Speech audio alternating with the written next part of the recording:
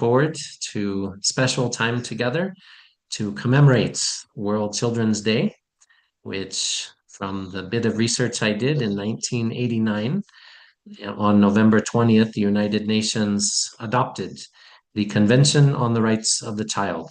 And so that is why every year on November 20th, we celebrate World Children's Day together.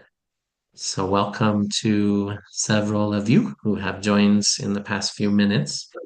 Just want to touch base and see if anyone has questions about how we are planning to proceed today.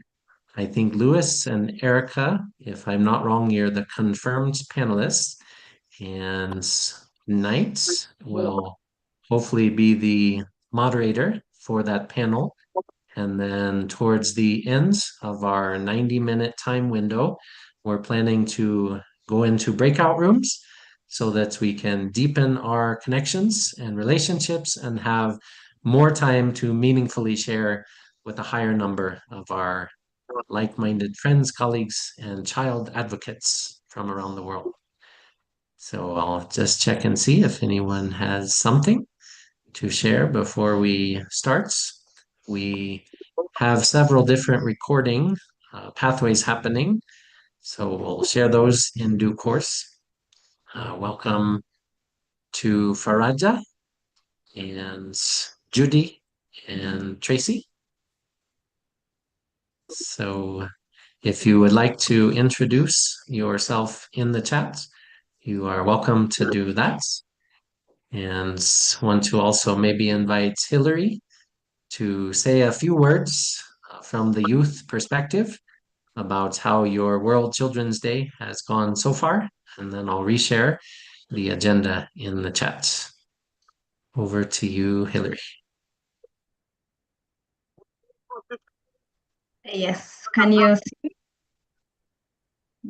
All right, all right. Good evening, everyone from wherever you are. My name is Hillary Diana from Akofi, and I'm greeting you from Nairobi, Kenya. It's so nice to reconnect with you today. I'm joined here by a young person, yes, student from Hope Academy. Someone's microphone is on. Okay, thank you so much. Yes, welcome to today's session. I look forward to interacting with all of you as we officially launch our Triple C campaign.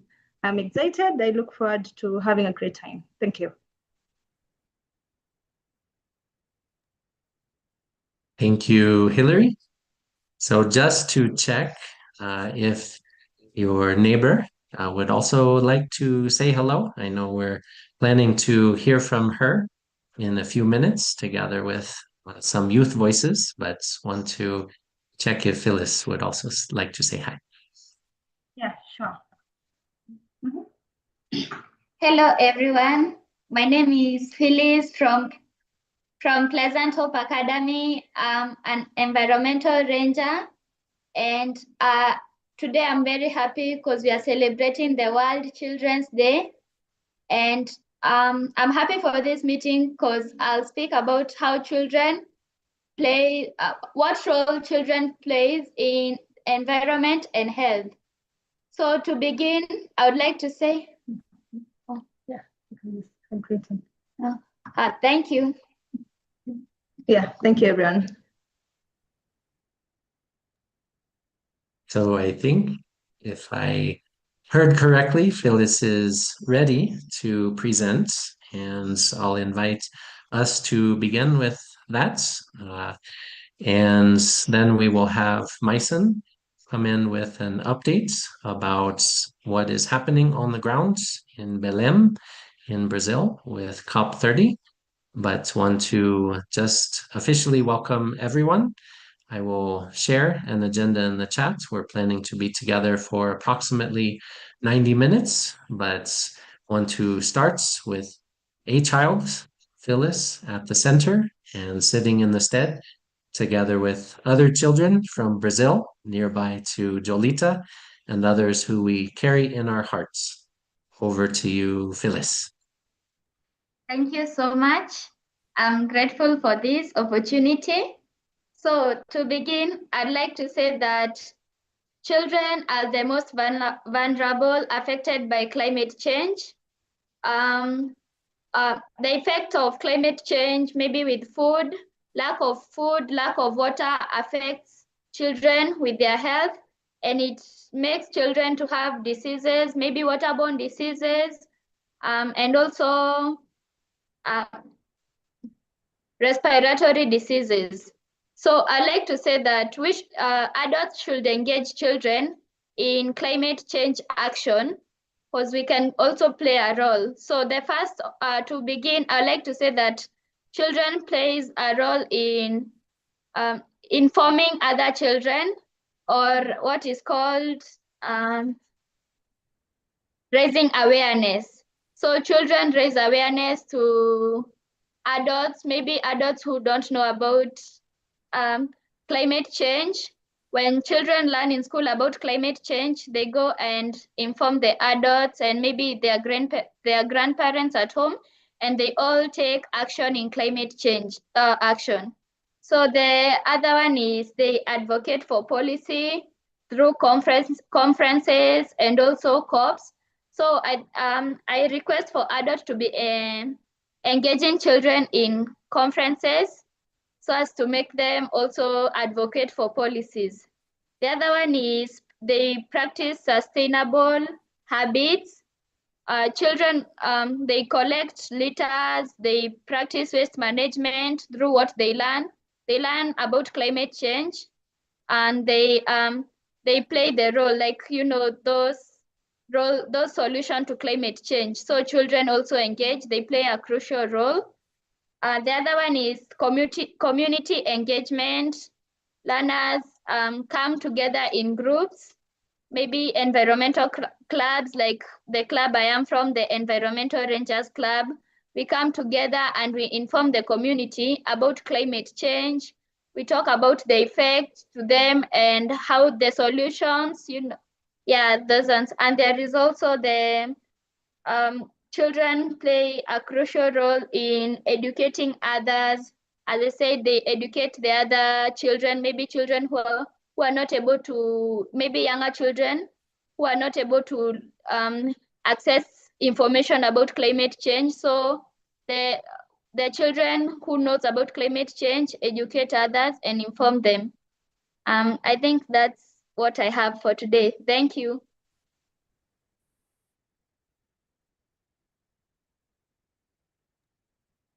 Thank you so much, Phyllis, for that amazing overview and for articulating very clearly and compellingly how children are connected to climate and conservation.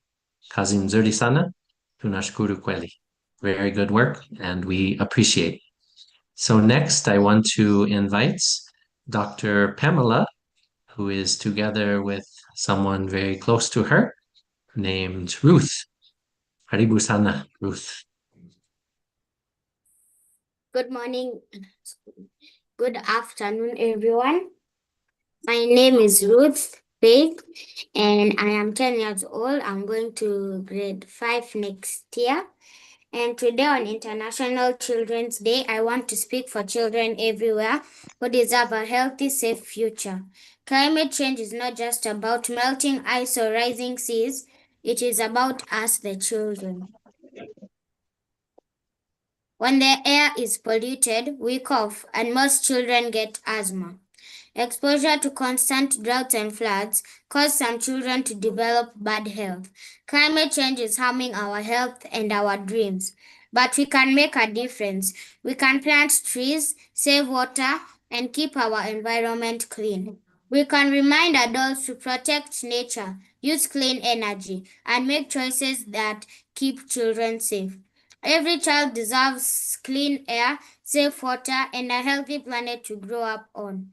Ways climate change fuels violence against children. Number 1, disaster risks. When disaster strikes, families can experience high levels of stress, which can lead to more violence against children. Number 2, gender. Climate change affects boys and girls differently. Girls are more likely to marry young or drop out of school. Number 3, mobility. Children living in camps are more at risk of violence, especially if they are separated from families or caregivers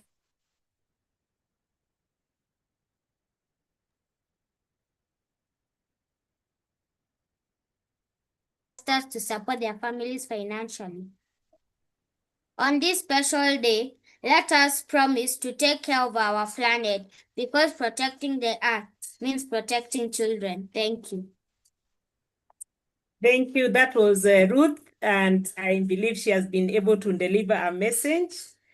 She said she is 10 years old, a climate enthusiast, a child champion.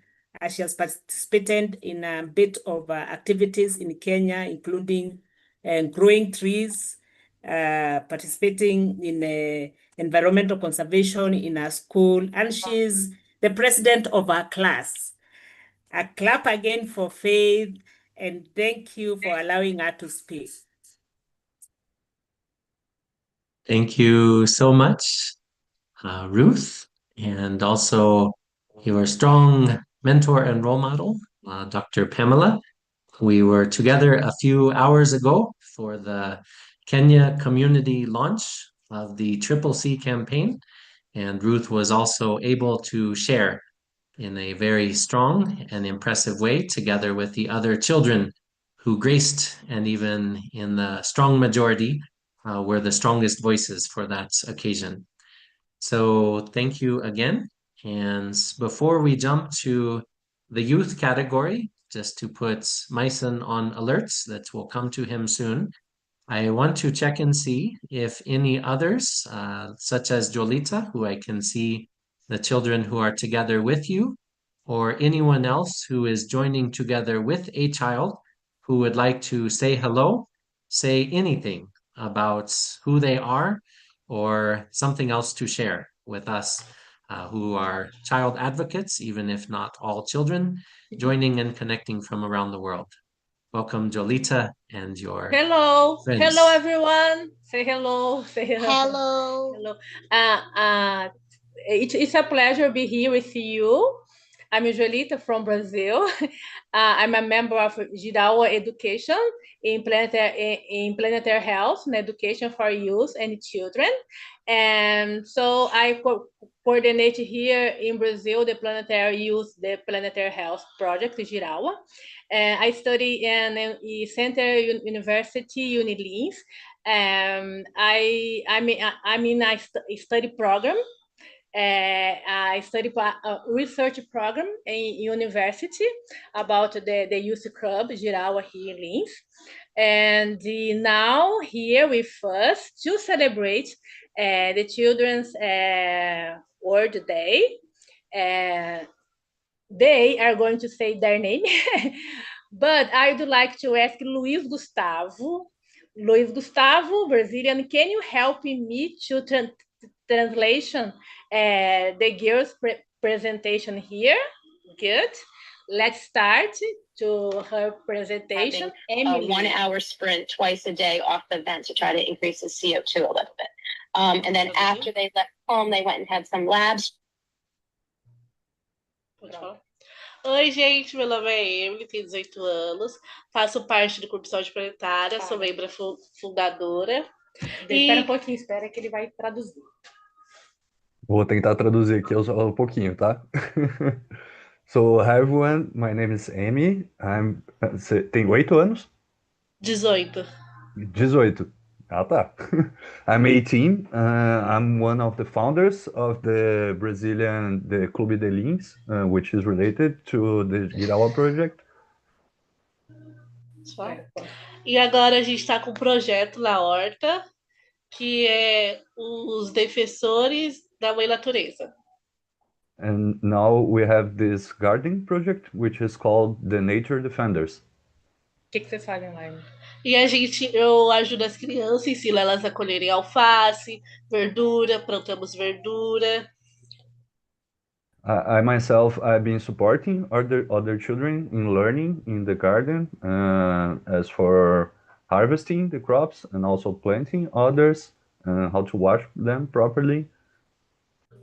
Ele faz piquenique. E a gente faz piquenique também, né? Qual? A gente tem a Melanie, que ela entrevista as crianças para saber se elas estão gostando. E é o meio das crianças saírem um pouco das telas. And we also have this interview project, and I've been supporting Melanie also, who's been conducting these interviews. And this is important for like connecting with real world engagement in spite of the screens interactions we are used to. E amanhã a gente tem um projeto que a gente vai pegar e vai escolher as plantas para plantar lá na horta. And tomorrow we are going. And tomorrow we are going to the garden. We are going to select new plants for planting them, actually. So we are starting a new cycle. A gente vai plantar as mudinhas, as crianças vão plantar as mudas. E sábado a gente vai pegar e plantar. So tomorrow we're gonna choose which plant and which place they should be planted. And the day after, on Saturday, we are going to actually plant them. Vamos fazer uma pesquisa que é para as crianças aprender que as verduras fazem bem para a nossa saúde. So this is also a part of a research project for children to understand how relating to the nature and how harvesting and being outdoors and being with the crops is something that's healthy for ourselves. Isso é tudo, é um prazer estar aqui falando com vocês. This is all. I'm really glad being here talking to all of you. Thank you very much. Hi, Luis. Thank you. Now is the this girl is going to speak now. Você vai falar, Melanie. What's her name? My name? Hello, my name is Melanie. Eu sou a repórter mirim do Clube Saúde Planetária. So she's Melanie, and she has been working with the communication interviews and leading the communication commission in the Links Planetary Health Club.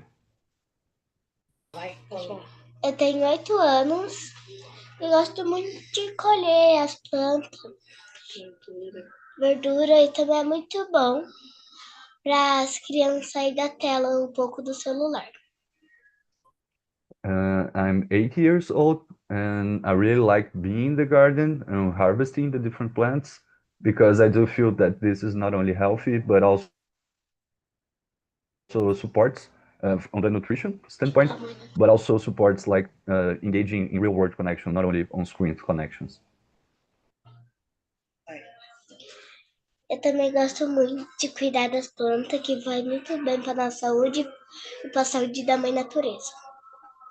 And I also really appreciate taking care of the plants, because I feel this is not only take care of myself, my own health, but also take care of Mother Nature's health.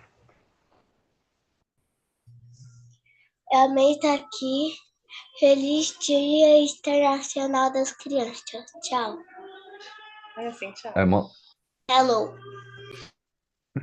I'm also really glad being here and really happy to celebrate the World Children's Day. Bye.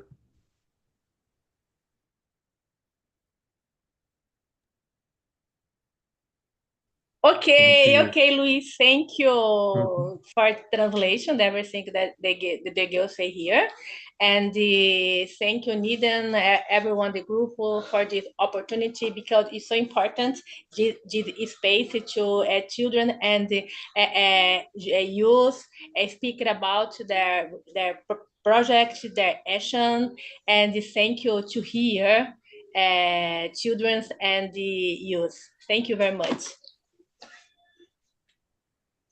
Thank you so much.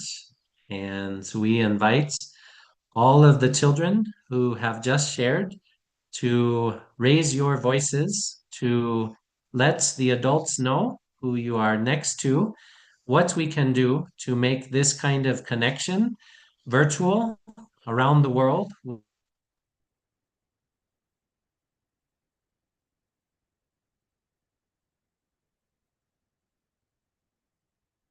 no matter what our age is. So thank you again for helping us to celebrate World Children's Day. And we promise you, we commit to you that we stand together with you and we're ready to listen and work together to make your future right. So thank you again to all the children.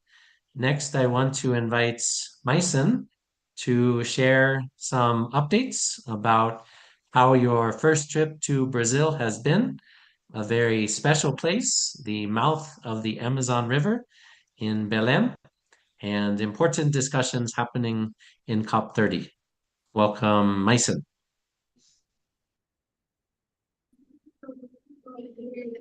Thank you very much, Nathan. Greetings to you all. Good morning, good afternoon, and good evening from wherever you're joining from. Like Nathan has emphasized, but of course, before I go there, I first want to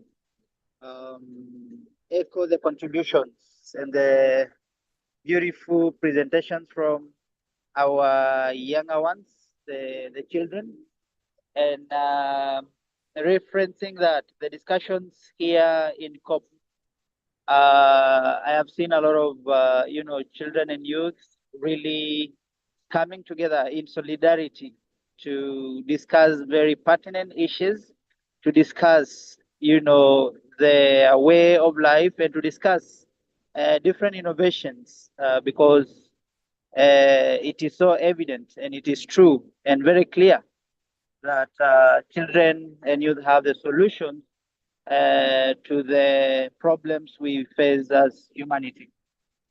I want to share my reflections, and I'm coming from a youth, perspective, and the participations of youth to, global spaces like the COPs, where major and very critical, policies are implemented, and where a lot of negotiations are happening. For example, loss and damage, climate finance.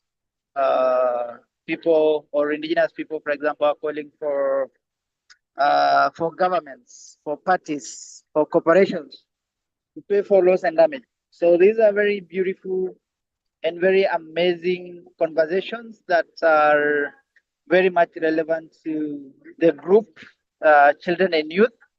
And it's so amazing to see so many young people here come to contribute and participate in such, global spaces. I think starting at COP30 in Belém, and as most of you might know, the Amazon, it's would say that, our planet's lungs. And so bringing such, discussions to where climate change has been felt mostly is quite, timely.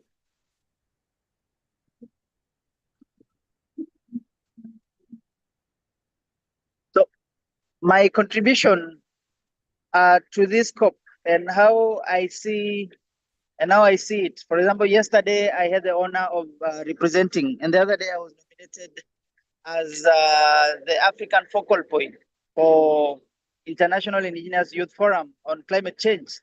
And yesterday I had the profound opportunity to represent the International Indigenous Youth Forum on Climate Change, IIFYCC, to meet the United Nations Secretary General, Antonio Guterres, to present a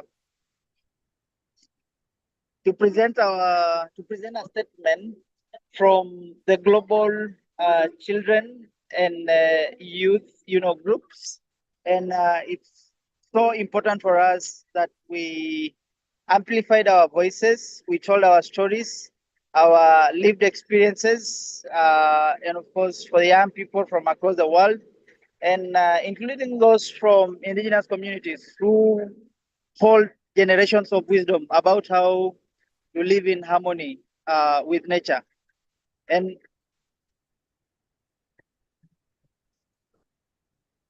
so this recognition was very profound when I delivered that formal, statement, speaking on behalf of Global Youth. And in that statement, we emphasize the urgent need to place children and youth at the center of climate policy, environmental health, and conservation. Not just centering them, but having them as part of decision makers, as part of the decision making tables, and having them tell their realities from where they come from, what realities they are facing. For example, rising temperatures, collapsing, ecosystem, shrinking water sources, and that threats our cultures, our identities, well-being, and language erosion.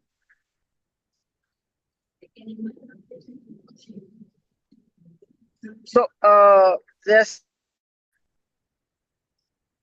they still not a clear representation from the young people, from the children, from the youth. And I hope that in the coming, in the near future, we can be able to see young people come together in solidarity to actually be part of these global spaces, to be decision makers, to be people who can be counted upon, so that their contributions, their participations is felt. And I believe that the CCC campaign, the children conservation and and a healthy planet. I think this campaign recognizes a truth that many global systems overlook, and it positions children and youth not as future leaders, but as present leaders, innovators, educators, protectors of our lands, protectors of our stories, protectors of our identities, protectors of our cultures. And through this, we can be able to integrate, the intergenerational knowledge from wisdom exchange, whereby we have elders or the elder people come to discuss, come to tell stories of our different diversities, of, where we come from, our different identities. And this very much works through, storytelling. And I hope that today, as we celebrate the World Children's Day, I hope that it reminds us that every child deserves to grow up in an environment that nourishes their health, their imagination, their dignity, and their potential. And celebrating this day through the CCC lens pushes us to think beyond events, beyond speeches, and instead focus on transformational practices that can be adapted globally and can be pushed from a bottom-up approach and can be pushed from, these global spaces. And I hope that children can be empowered through creative, climate education. We have eco clubs through, school activities like school gardens, storytelling sessions that I just mentioned, and interactive environmental, games. And this way, children can better understand, climate issues when, learning can be fun, rooted in culture and linked to, real life experiences. So I am very curious to kind of see in the next, COPs, in the next global spaces, how the metrics, how the data from the past, global spaces, how far we push so that we can bring a lot of children to these spaces, we can bring a lot of youth to these spaces, so that our voices are amplified, so that we are in solidarity, and so that we work towards a healthier, environment for all. Because it is so clear, like I mentioned before, that youth and of course, children are the drivers of change, and are the ones staying longer. And so we are coming from a point of we need to change, we need to act. And that's when we put, for example, the UN, the governments, different parties, the corporations, on foot, so that change is felt, change is seen, and not just, seen, and not just, acted upon, but acted upon like now. So I'm very happy to share my contributions, and very happy that we are having this timely, global launch, particularly targeting children and youth, and particularly, focusing on centering them as solutions to even the triple planetary crisis of biodiversity loss, climate change, and pollution. So I think that's it for now, and I appreciate every child that has contributed in one way or another. Thank you, and back to you, Nathan. Thank you, Mason. And we are grateful for the hard work that you're doing every day in the COP spaces. I know you'll have lots of interesting stories to tell about your time in Brazil, but we echo and amplify your passion, your optimism about how we need to work together to make future meetings within specific spaces about climate, children, and youth, but also more broadly within society to embody child and family friendly practices and ensure that all children live within child friendly communities. And ultimately, our commitment, which we'll keep repeating, is to do our best to be the change that we need to see the world. This is a beautifully diverse community of like-minded friends and allies that has come together. And our hope is that this year, with the official virtual launch of the Triple C campaign happening in real time here and now, that this can be a baseline. So before I hand it to Hillary to introduce our panel speakers, and then over to Knight, who will be the moderator for the panel discussion, I just want to briefly give a review that in addition to this virtual meeting, a link was just shared in the chat about an in-person community launch that happened here in Kenya a few hours ago, which went really well. And we thank our on-site host, Dr. Pamela, and the whole Kenya meteorological team for being amazing hosts. We also have a team in Nigeria that is doing a conference that is strongly involving children, and today is also doing a workshop that involves training on climate and health for teachers and also students. And then earlier today, Mason presented at the Children and Youth Pavilion within COP30 about the launch of this same Triple C campaign.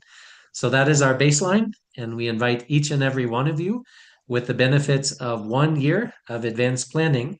That's November 20th, 2026, World Children's Day next year.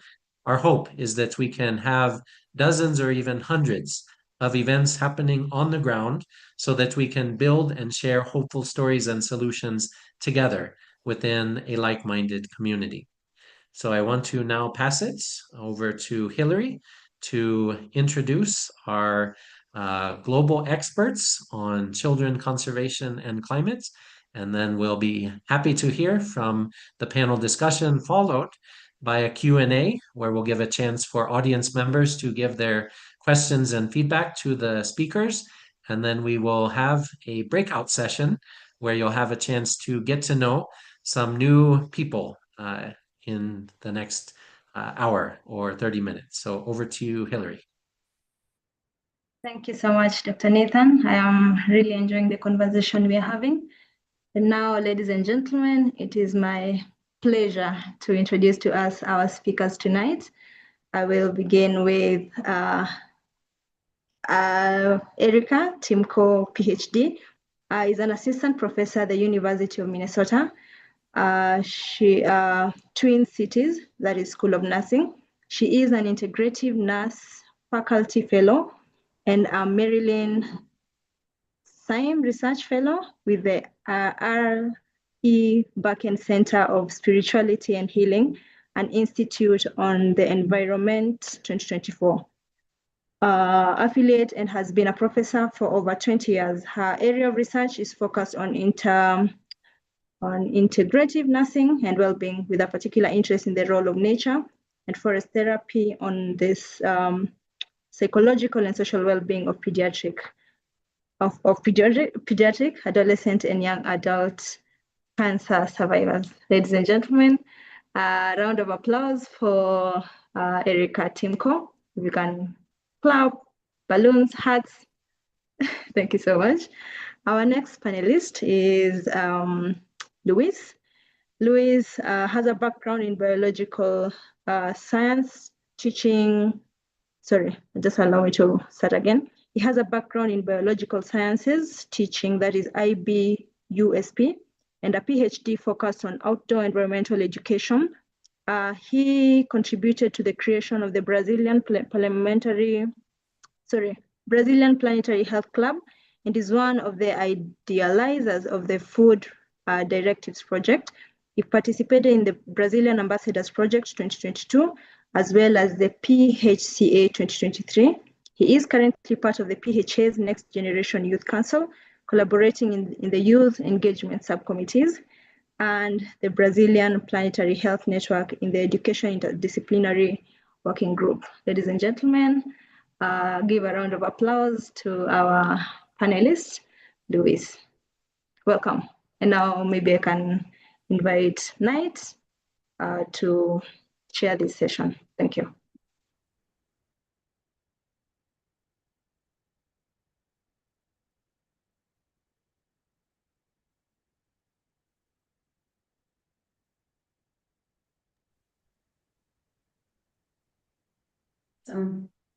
Thank you so much, Hillary, for the introductions of our panelists.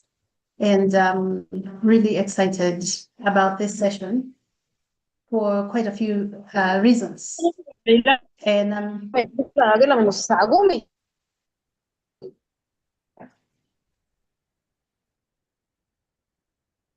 thanks. Yeah. So I'll continue. And you know, that's what happens even in the home setting, in the office setting. Every once in a while, we'll have these kinds of interruptions.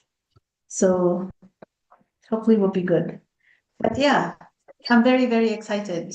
It's really good to reconnect with you, Erica. It's been quite some time. But I know that, just like you see, we are still very, very connected in the proper ways, in the right channels, and also reconnecting with you, Luis. It was really nice to meet with you in the last PHA meeting, and it was really good to see the work that you're doing and to even learn more about what you're doing from the introduction that happened, although I know that that's just a little bit of it. So without further ado, I will go in and look into the questions. Oh, actually, before I say that, or before I do that work, I have to say how good I feel and how, what can I say? Children. It's a beautiful thing to have the presentations by our children. Our global children, really, because we heard from children from different places.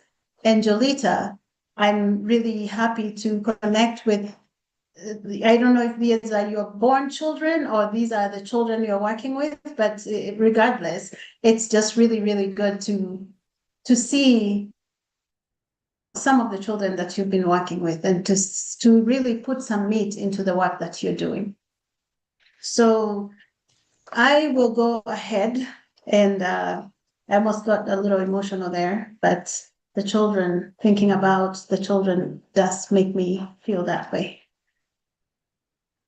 So I'm going to ask you some questions and I'm going to get really serious about this. So I hope you guys are going to answer it in a very serious way, but also joyful way, because we need some fun in this. So I will begin by asking you, Louise, from your work, and this one will go across the board to all our presenters. From your work and life experience, what are the most important ways that child health, climate action, and conservation are connected? So once again, and actually I said Louise, but I want this to be a very easy Zoom room. So if Louise, you feel like you want to pass it on to the next person and they're ready to pick it up, let's do it that way. Like, let's make it as easy as possible, like the children would like us to do. So from your work and life experience, what are the most important ways that child health, climate action, and conservation are connected? I'll give it to you, Louise. Thank you very much, Nightingale. And yeah, I wanted to acknowledge and express my gratitude for being here. It's a true honor to be among all of you, especially among the children who had these brilliant talks earlier today. And that's a tough question. In fact, I'll try to take a stab in it, and maybe other people might put other ideas also. But yeah, I do understand, and I really wanted to hear all of you thoughts about this, that since we've been talking a lot about this great transition for sustainability issues, I do wonder how is this great transition could take place in schools. I mean, as Ruth said previously, we have these gender issues, and this directs to drop in schools, children leaving schools, in fact. But of course, there are many issues related when a child leaves his school, the whole schooling process. But I do understand there are a few responsibilities on teachers' behalf. And I was talking previously to James also. Obviously, this is not full responsibility on the teachers because they are usually so overburdened and overwhelmed with working in more than one school and even more than two schools. But there might be new approaches for education. And I've been a strong advocate for outdoors education, how connecting to nature is a novel approach that actually creates commitment, not only with the nature itself, but also with the whole schooling process, I would say, because I envision nature as a place for understanding, for learning, for connecting, for creating social bonds. In fact, let me create this icebreaker real quick. Maybe we could create a word cloud representing what nature means for me.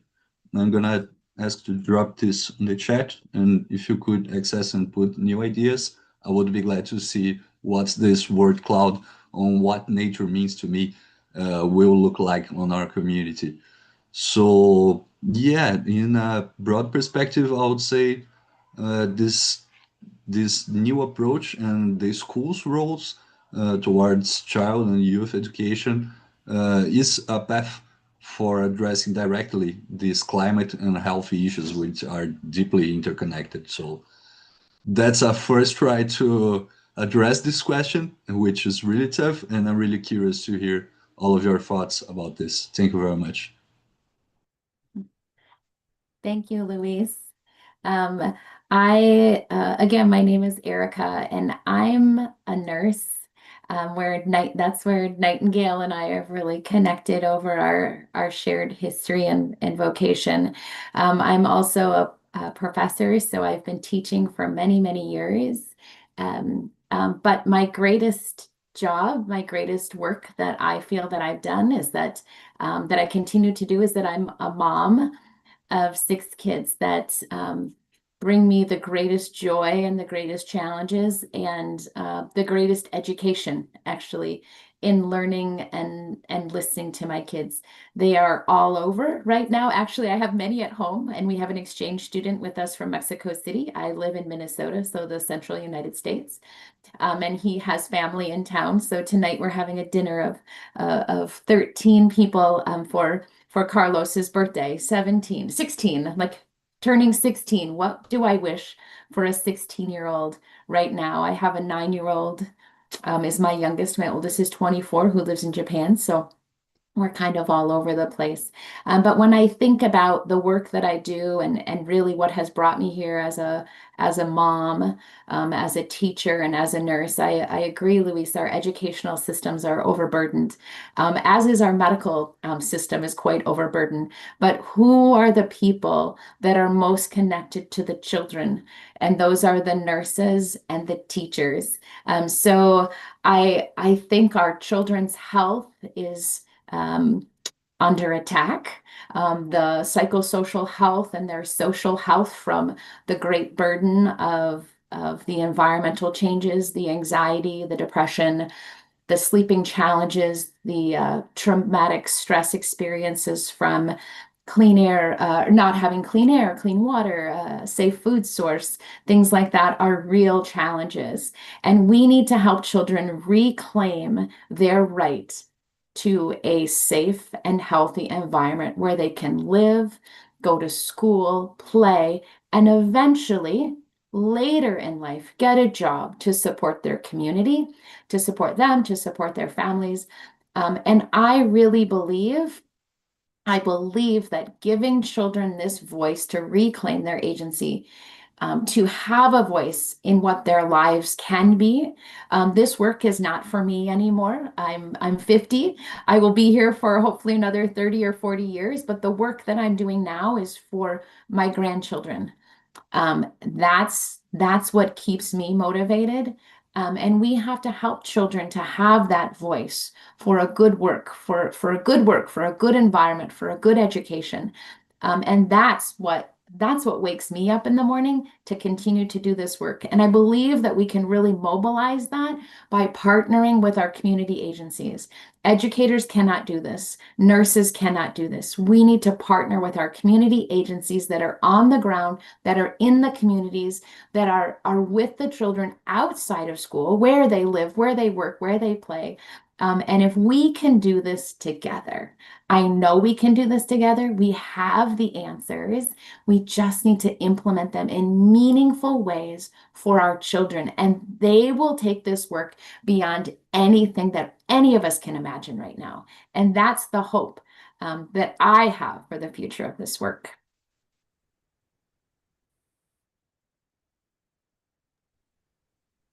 Thank you so much to both of you, Luis and Erica. And yeah, I really appreciate what you shared, which is, I know, just a snippet of what is on your minds. Like, you could say so much more, which I do hope that we can continue in, moving forward like this. Let's call this just the beginning. So thank you. I'm going to go on to the next question. And I guess as we did it last time, I'll just come to you, Luis, and ask, and the other thing I want you to do, as I request that you do as we continue, is inject some of what you do, other things that we haven't mentioned that you do as we move on. Just keep sharing as much as you can. But so regarding this campaign, themed Healthy Children, Healthy Climate, Healthy Environment, what specific actions do you think we can take as both individuals and as an emerging global community of practice to operationalize this aspiration? So I don't know if you would like me to share it on the page here, or if I can read it one more time. Regarding this campaign themed Healthy Children, Healthy Climate, Healthy Environment, what specific actions, and I think you touched a little bit on them, do you think we can take as both individuals and as an emerging global community of practice to operationalize this aspiration? over to both of you. I think you're two, and you're doing really well. So just decide this time. Erica, would you like to start this one? Sure. The greatest thing for me is that I really take the lead from my community partners and from my kids and their school communities and the work that they're doing and supporting that. So there is a group, I think specifically something that I'm working on now with a community partner is there's a group in a local community here in Minneapolis that is underserved, underrepresented. There's some environmental justice issues, but they live next to a beautiful park the size of Central Park. It's wonderful, and they have youth programming there, but the youth are asking for more. They're asking for connection. They're asking for mentorship. So I've worked with the community, and we are creating youth ambassadors for the environment. So youth ambassadors that 1 day a week, they're normally coming in 2 days a week. We're going to bring the kids in another day a week. We're training youth ambassadors in nature therapy to lead the children through the park, to help them experience the park, give them a voice, learn about the environment, learn about just living, learn about balance, learn about food and water and community living. And then these children go back to their schools, they go back to their homes, they go back to their community, and they share this. And then we have community groups that support the work that they'd like to do in the community. So these youth ambassadors, then we support them. The goal for me would be to continue to support them through their education. So they could be that piece that we have now at the university through a group that we have, a Center for Planetary Health and Environmental Justice, where we have youth representation in that group that are actively involved in the decision-making and program development. So we're going back and supporting the youth in creating a program to get them to college, to get them to this next place.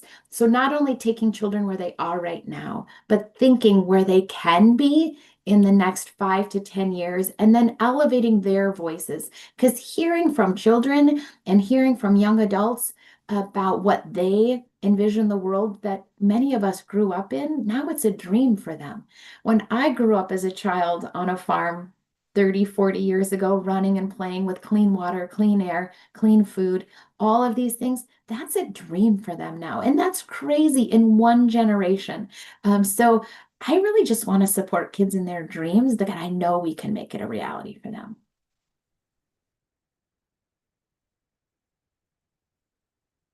This is amazing, Erica. I feel like we have connected perspectives. I've been hearing you, and I do agree. We have to support and elevate children's voice and youth voices. As Phyllis said earlier today, children do inform not only adults as a whole, but policymakers. And yeah, there are many approaches in which schools, and I would ought to say that also the basic healthcare units could support this kind of initiatives. I'm really wanted to get back on our word cloud because I feel this connects ourselves. I'm gonna share my screen real quick. And we had these amazing answers about the nature being beautiful and amazing and inspiring and everything. But I really wanted to highlight these two answers, or three answers, I would say. Myself in natural forests, me and us, because those words really connect us with nature. I mean, it's not only in appreciation standpoint, but it's like being part directly in nature. I recognize myself as nature also. So this enables, I would say this is an environmental conception, or an environment conception, as environmental educators would say, that fosters a direct action towards the environment. And for this, I mean, when we are growing crops in a garden, or when we are doing cleanup activities and learning in the environment, we are having this direct contact in protecting ourselves. Obviously, this is focusing the nature, we are directly protecting and learning in the nature, but we are also protecting ourselves because we are the nature. So this is really amazing how conceiving nature is an individual perspective in which we can take action right now. Like in Brazil, it's fairly common to understand different traditional peoples' perspectives, and they also relate with this perspective of being part in the nature. They see like the trees as their elders and part members of their families.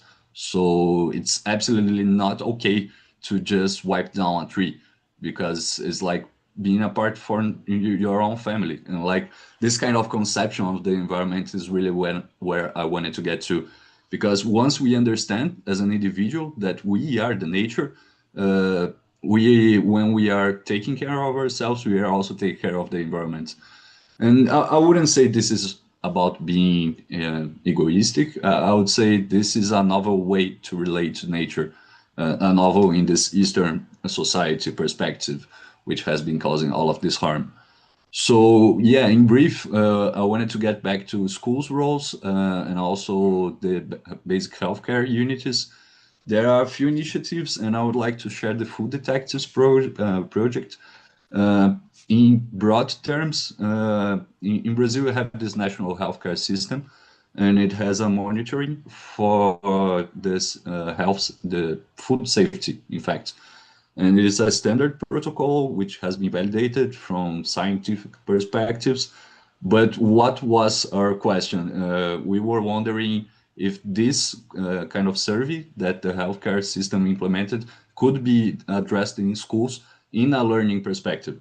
So we developed these materials for supporting the children to gather data in their territories once the healthcare is also overburdened. But we created this pedagogical activity, this educational activity for learning science through standardized protocols, so that through citizen science, the children actually gather data in the territory on food security status. So yeah, this was absolutely amazing to be part of, because after all, we managed to connect with local and city councils, and those councils provided that the children to present the results in the municipal town hall, in the House of Deputies particularly.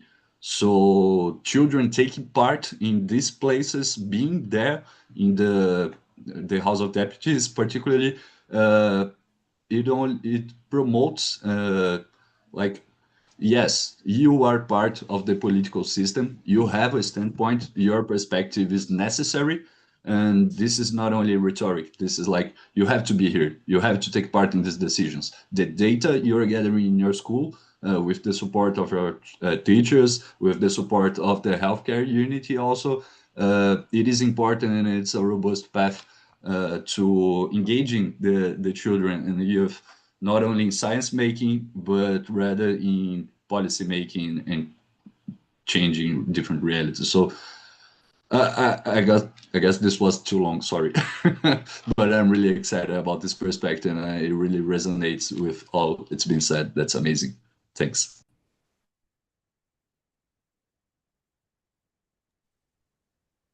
Thank you, Luis. And also Erica. So I will go on to the next question, but before I do, I'm wondering if you might have some questions for each other regarding those two that we discussed.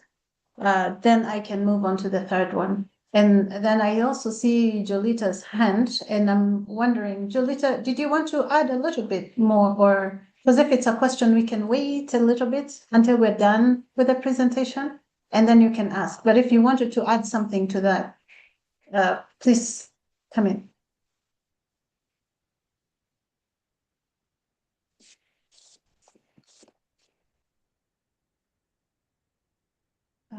Let's see.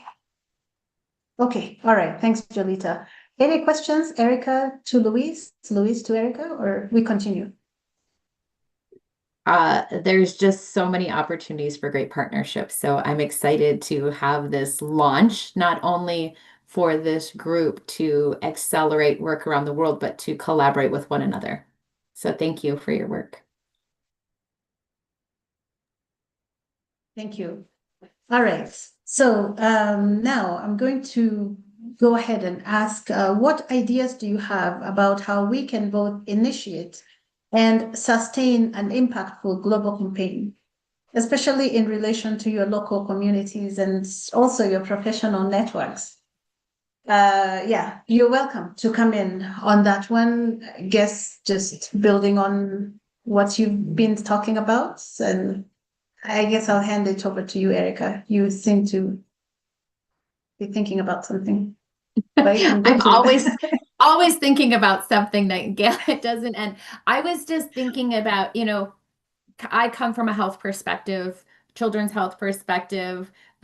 We know that they are the most vulnerable because their brains are developing, their cells are developing. I personally have been impacted. Two of my kids have had significant challenges, one with a tick-borne illness that thankfully we hope that she has recovered from. A couple of years, hasn't seen anything. And another had significant debilitating disease from a COVID infection that we know, obviously, pandemics are substantially significant related to our climate and what is happening. So from the health perspective, there is a tool that I would just like to share with you, and I can give you the link if anyone's interested in this. But I was excited with all of the, I'm sure all of you know the challenges that we're facing here in the United States with our federal government, that this particular site has not been taken down yet, and it is still up and is still being supported. So can I, oh, I am able to share. Thank you. So I just wanted to share this, this rendition here. It's about eco-health relationship, again, public health. So this is what I look at, but when I talk about in my work and we discuss engagement with nature, this is so powerful to me that when we have healthy urban ecosystems, wetlands that are not filled in by cement for parking lots, when we have healthy forests and agroecosystems and our drylands, it supports our entire health and well-being. We see all of this with vision and stress. We talked about PTSD a little bit, post-traumatic stress. Our mental health is improved, our immune system, our blood pressure is supported. We're a happier people when we live in healthy environments. And happiness brings about innovation, brings about creativity, like all the things that you don't see when children are born healthy, when they have higher birth weights. We know that a healthier environment, the more green an environment is, the higher birth weights are. It is so crazy to me when I read some of this research, and I'm very critical of it because that's my job. I'm a researcher.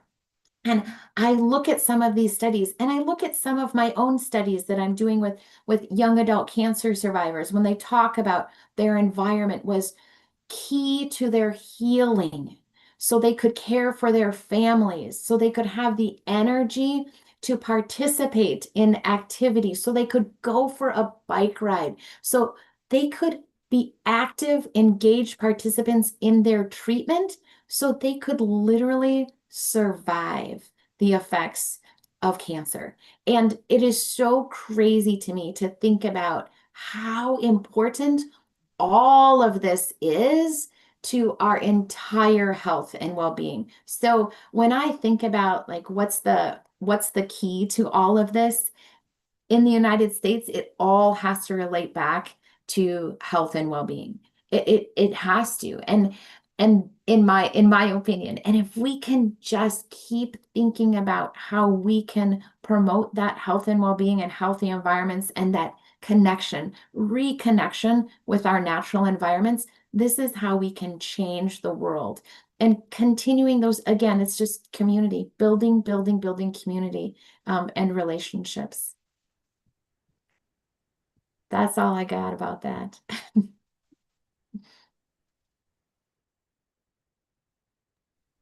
Erica, this is great. You brought the health perspective because I'm going to go through the educational perspective and actually resonating the research perspective because I do feel academia has so much to contribute with these connections and this kind of bonding. And for this, I mean, obviously it's not easy to bring a child to a House of Deputies and create space for her to talk, its desires, its demands.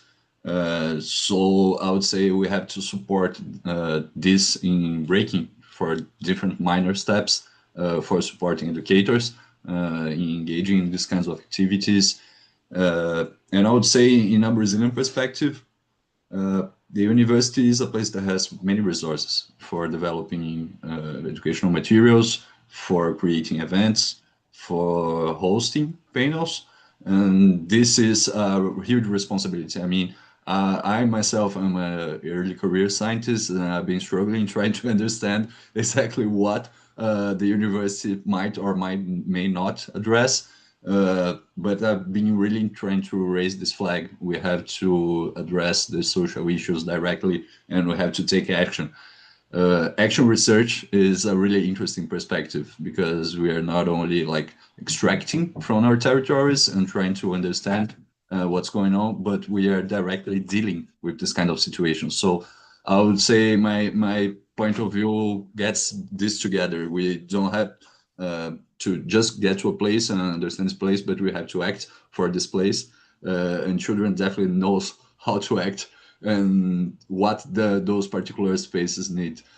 There was one last point I would like to address on also this issue. But yeah, let's keep the conversation going. It will probably come up again.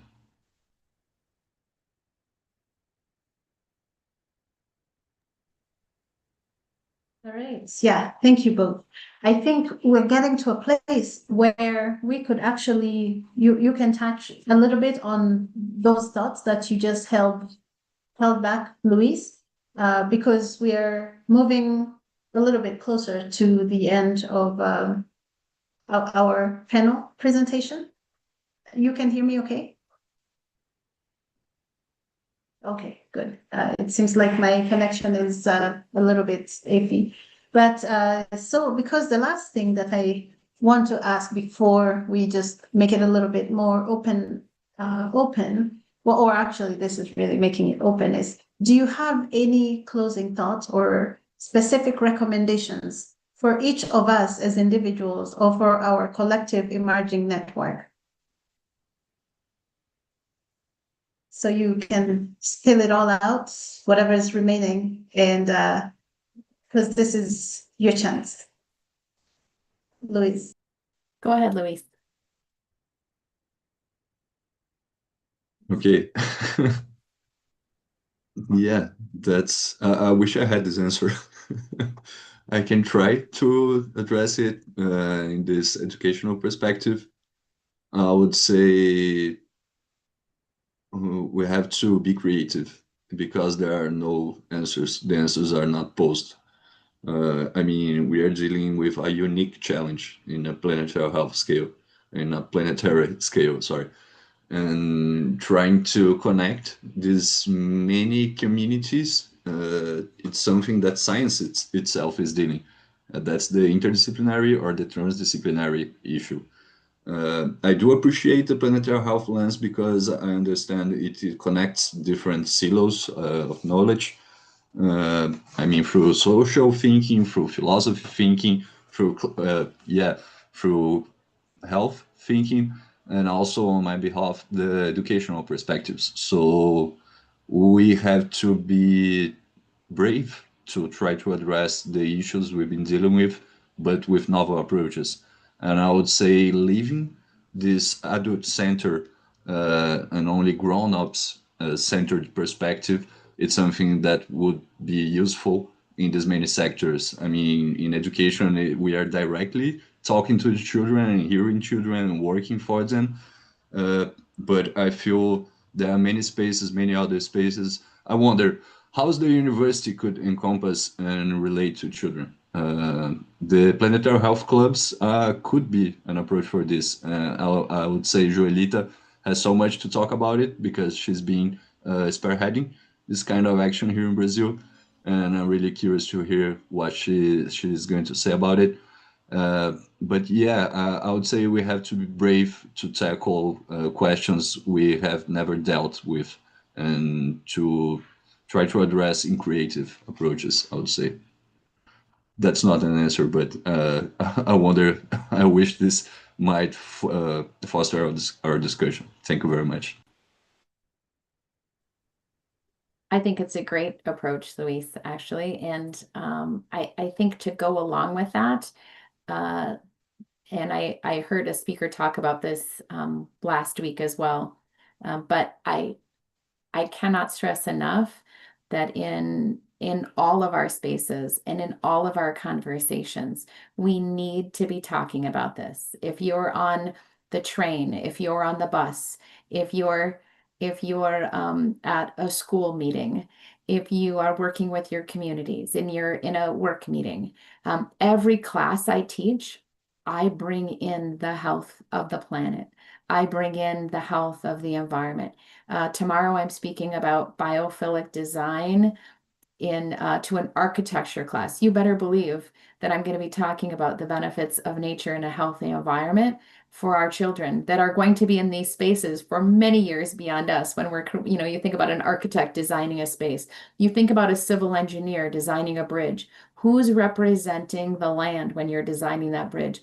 Everyone needs to be at the table, including children. So when I'm in a planetary health meeting, we discuss it. When I'm in a, tenure track faculty meeting about, we need to talk about sustainability of our program.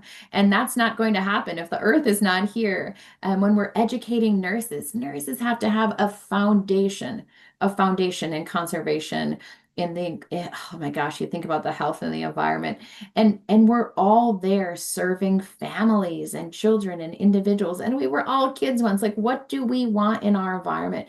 So I think there is a real call that we need to be more vocal in our own spaces. And I may not come across, but I'm the ultimate introvert. I like just want to do my work and kind of do what I need to do, but I'd rather sit and write grants and do the work and let someone else be the voice. And I need to be the voice, and I need to elevate that voice in my children in the work that they're doing as well. And it's amazing what can happen in these little conversations. You just have no idea who you're talking to and who you're connecting with. I was sitting on the train the other day, or the bus, and I just saw someone with a jacket or a backpack that was from the university. And I said, "So what do you do at the university?" Turns out it was the provost for environmental health or environmental structural stuff at the university. And I'm like, "So how are we going to reduce our spaces by 25% in the next 10 years? And he's like, "That's a really good thought." And I need to get these conversations going. So if I can talk to people on the bus, I think we all can do that in our daily conversations. And then to elevate that, I was asked to do 2 speaking engagements. I did not want to do them. One is to a garden club, and I was like, "Oh, what am I going to learn about? How can I do this?" Turns out there's 120 people in the community. Okay, I need to do this.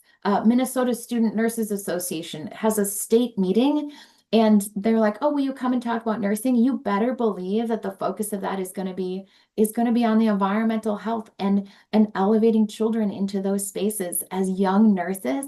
This is just ripe opportunities to do that. So I think we all need to look for those opportunities, because we have no idea the impact that they will have in years to come. Maybe not now or tomorrow, but in the years down the road. And the work that you're doing, Luis, and the education with children, we may not see that impact at all, but they will be impacted, and it may come out in very, very different ways. We don't know. That's not our job. Our job is to continue to communicate and plant the seeds and develop the programs and support these kids and having agency and a voice for their own health. And in the process, it will save the planet.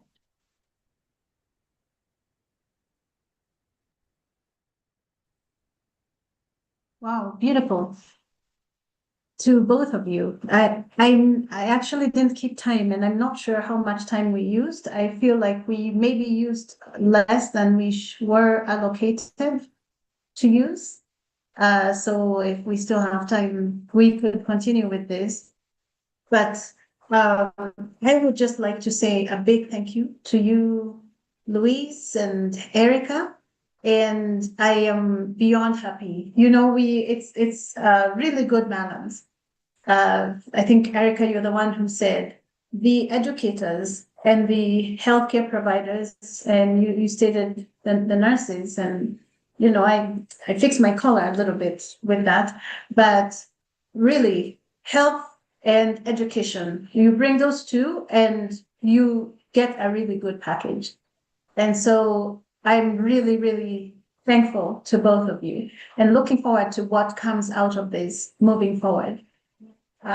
Now, I do know that Jolita, you're waiting, you have something you want to say. And before you come in and before I hand over back to Nathan, I wanted to see if the children are still here and to say that children and youth, but let's go by order of children and then youth to see. I think we had Ruth, we had Phyllis, and we also had, please forgive me, the children with Jolita. I forget your names, but if you have any questions for our speakers who just spoke today, if you want to ask them a question, if you want to add something to what they said, and if you want to even disagree with something that they said, because today is your day, I would like to invite you to say that. And you can either type,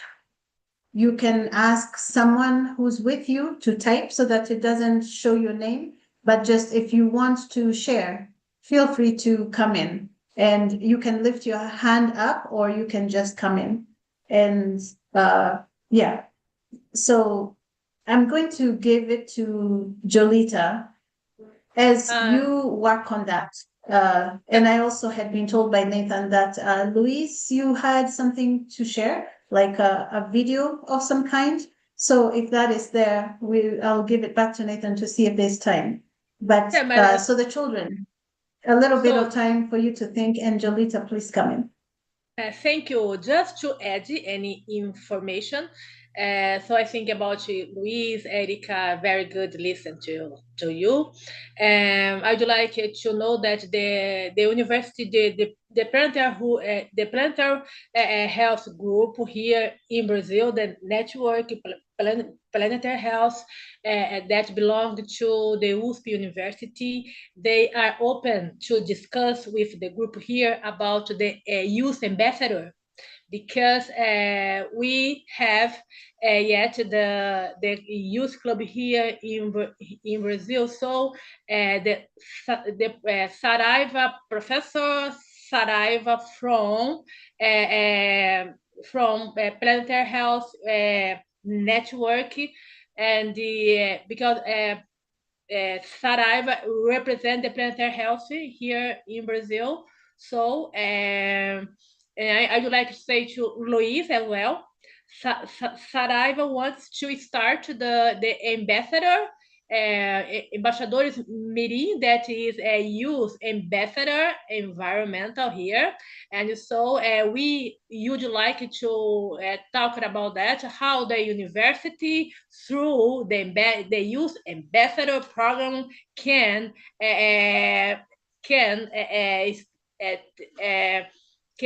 contribute with the interaction university and school. Okay, the program for school and through the. So, Louise, do you want to say something about that? I'm gonna try to make it real quick. Okay. In Brazil, we have this model for funding in universities. We have public universities, and by this I mean there are no fees for both undergrad and grad courses. And yeah, this is funded by society as a whole through the taxes, and there is this understanding in these public universities We have also private universities, but there are other approaches. And in the public universities, there is this consensus, which that these public universities are founded in over 3 pillars. One of them is research. The second is about teaching, undergrad and grad courses. And the third pillar, which is really where I wanted to get to, is the extension pillar, which is really literally getting back to the society the investment that the society made in this public university. So there are many actions for connecting the university with their territories through these extension actions. And I would say I'm really glad to hear this, Joelita. That's a dream we had a few years ago, and it's happening right now, advancing in this youth ambassadors program. This is really great news. Thanks for sharing. Thank you, Luis, to help me with the communication here. Thank you, Nightgate.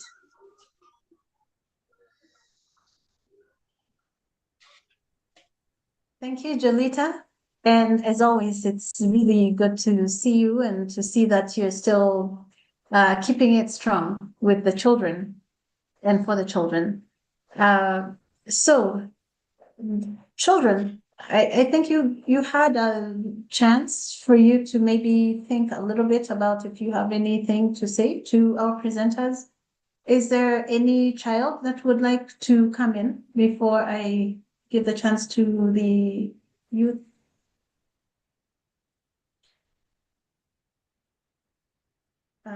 Yes, I see Hillary's hand up.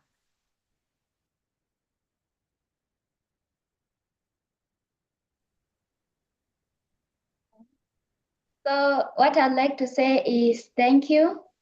I've learned a lot and I'm really grateful. And I hope that during the next Children's Day, maybe we'll have such a meeting. And I hope that what we've discussed about will be implemented.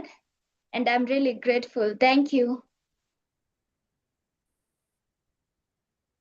Thank you, Phyllis. We have listened and we will do the best that we can. I don't know if any of the speakers would like to say anything to that. If there is, please come in. Okay, thanks, Luis. Luis has said thank you to Phyllis.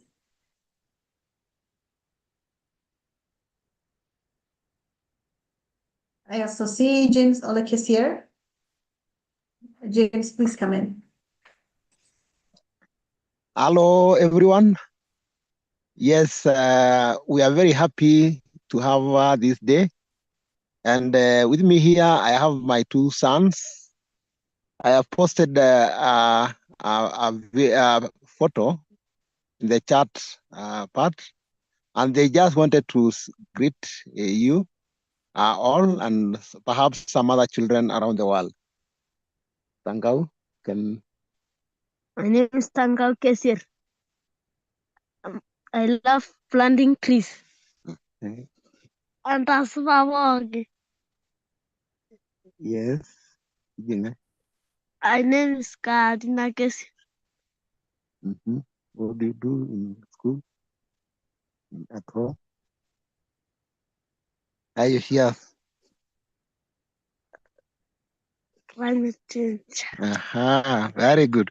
Okay, thank you so much. These are the kids that you saw on the photo. Sometimes back, and it was a flash flood around our place, and we are actually very happy to have you today. Thank you so much. Thank you so much, James. It's good to see you again and to see the boys. And you guys keep safe. And happy World Children's Day to your children.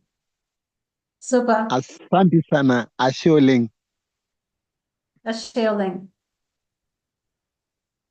So I think with that, we end our session. Once again, thank you to our panelists and thank you to the opportunity that I got to work with this amazing team of educator and health practitioner.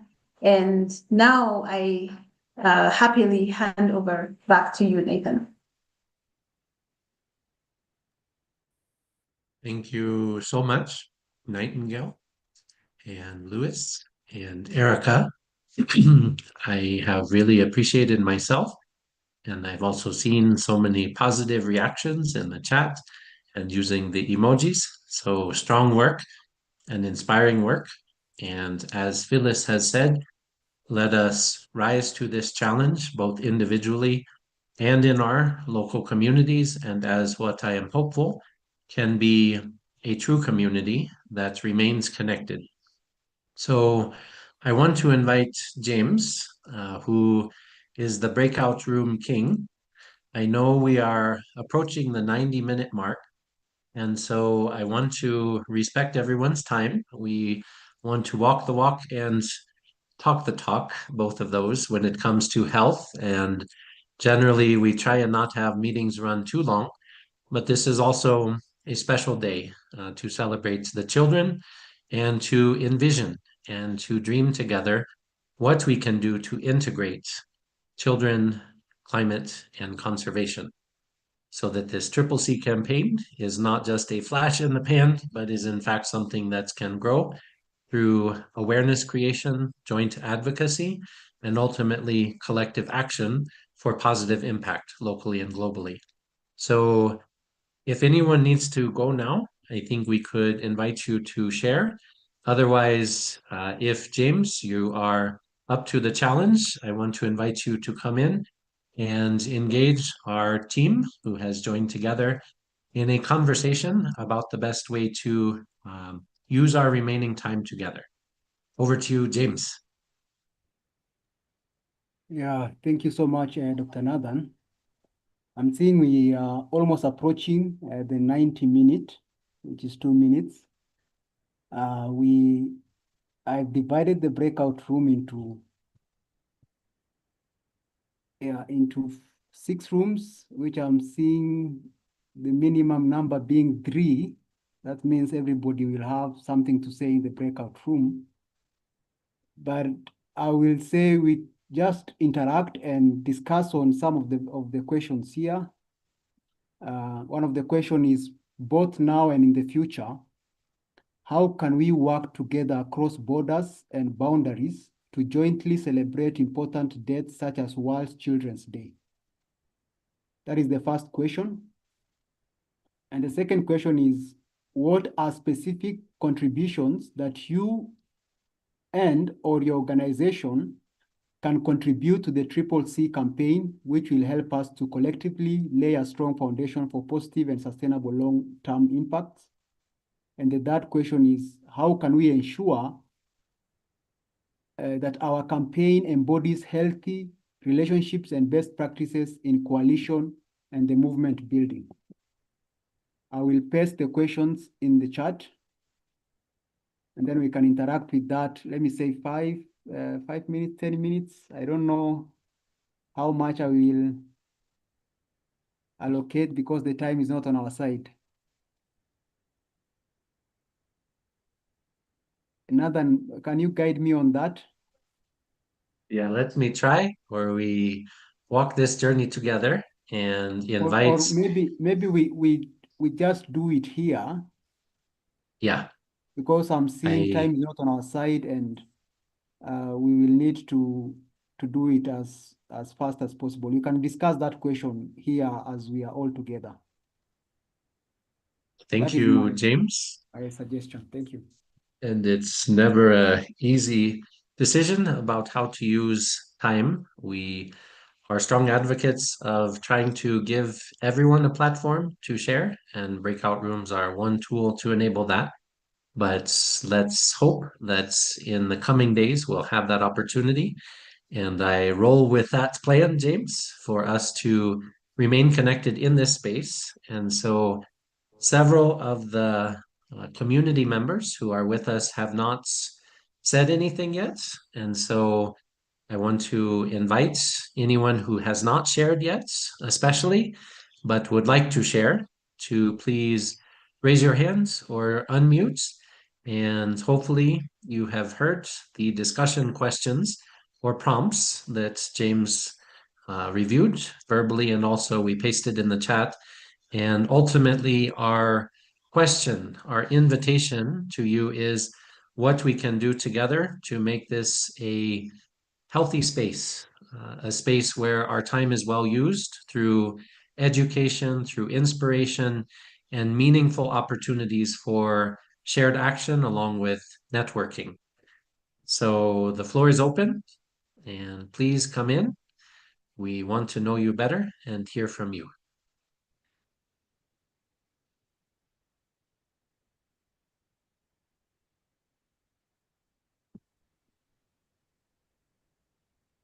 So I'm not seeing a hand. Oof. But I heard a noise. Okay, Hello. Judy, welcome. Thank you. Hello, everybody, and good evening. My name is Judy Mbiu, and speaking from Nairobi, Kenya. Currently working at the Kenya Meteorological Department. But again, I'm an early childhood educator by profession. That would mean before I joined the environmental field, rather, which I had trained way before I became an educator. I was working with young children, age 3, fairly 2 to around 7 years of age. And today was a great day for me as we had a good time with the children, even as we had the great presentations on what they need to know and what they need to understand. So over to the question, I would say that having been a teacher before, or even currently, because I still try to look for spaces whereby I can address, maybe even in the faith or society, more like in the churches. Whenever I get a chance to work with children, I make sure I try to blend my environmentalism with my teaching career so that I can make children understand the importance of conservation of the environment, even as they continue their learning.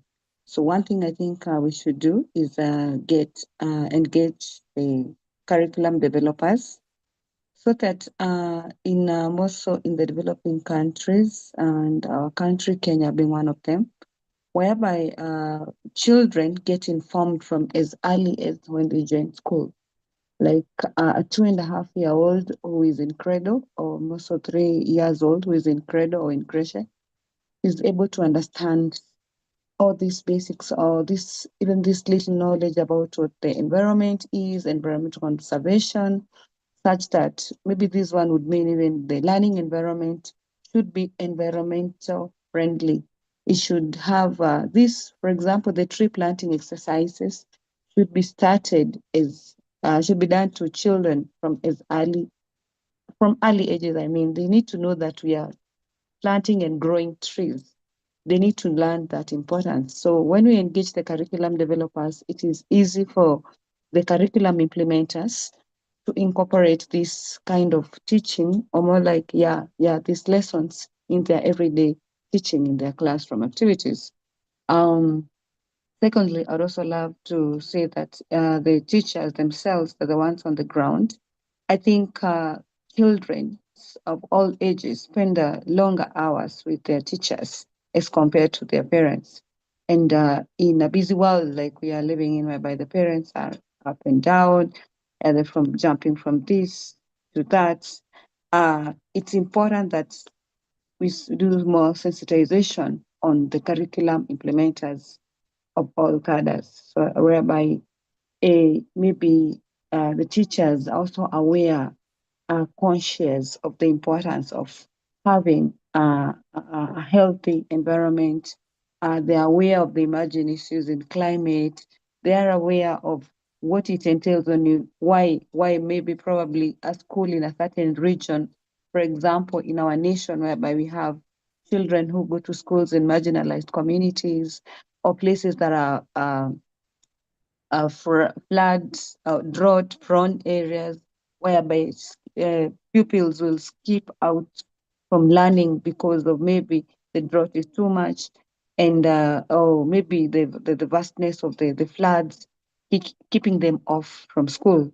So it's important that if we are able to get the teachers on board, it will be important. The next category of people who I feel are important to be sensitized are the caregivers, because right from conception, right from birth, so maybe I can combine the caregivers and the expectant women. I had one of our speakers mention very well that she's so much passionate about children's health and she's doing research on that.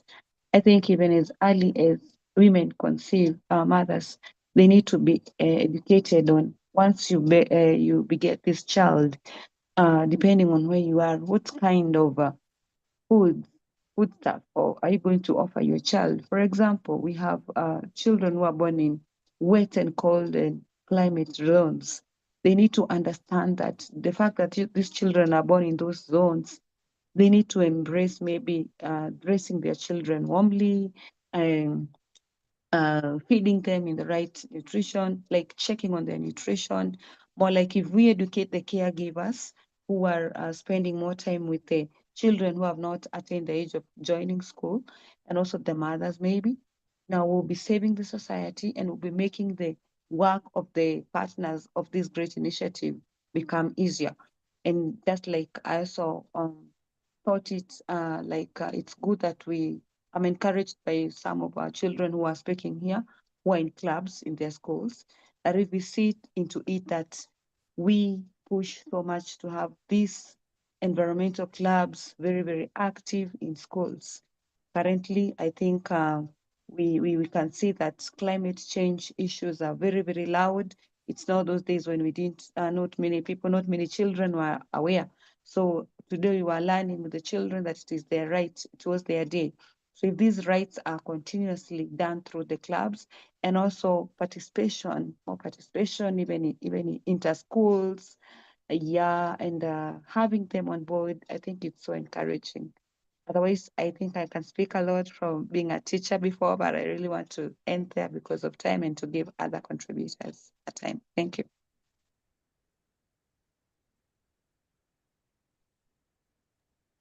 Thank you so much, Judy. And now that I saw you through the video, I remember you from a few hours ago and really appreciated your warm and interactive relationship with the children that we had gathered together earlier today to celebrate World Children's Day.